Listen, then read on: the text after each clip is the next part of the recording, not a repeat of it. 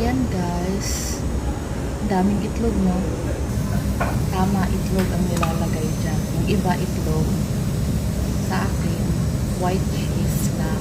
Tapos yung iba naman, ang order dyan, ang nilalagay, cheese with ketchup.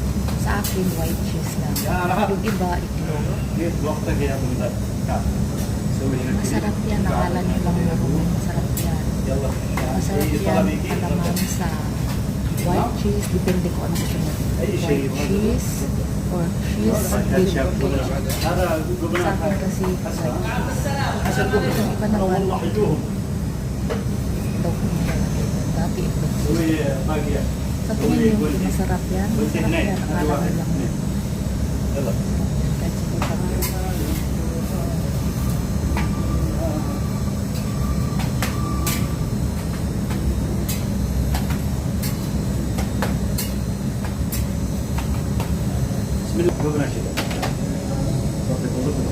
Ayan, nilalagay na cheese ang nilalagay niya. Cheese at saka ketchup.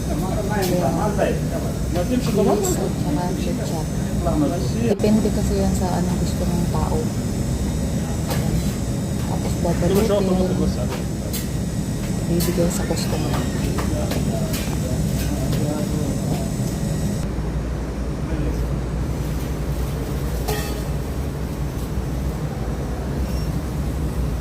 Yan o, nilagyan na lang ng itlog. Di ba yung itlog?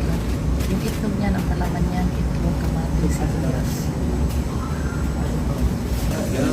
Yung sa akin, white cheese. Dalawa yung order ko. Torian isa. So, dalawa yung order ko.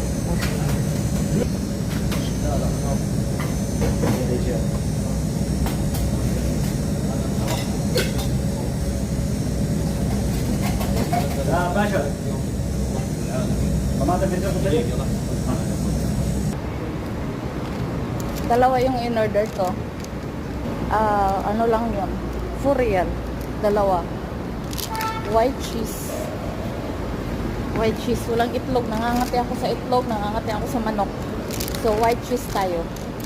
Masarap ang parata. Kasi masarap to. Partner sa kape. Ako kape. Ang gusto ko kape or sila kasi yung iba kasama ko dito. Tsaa. Para sa akin, kape. Ito na siya. Masarap siya. Nakain ko na. Gutom na kasi ako. Nakalimutan ko mag-video. Tapos na umuusok na kape. Kain.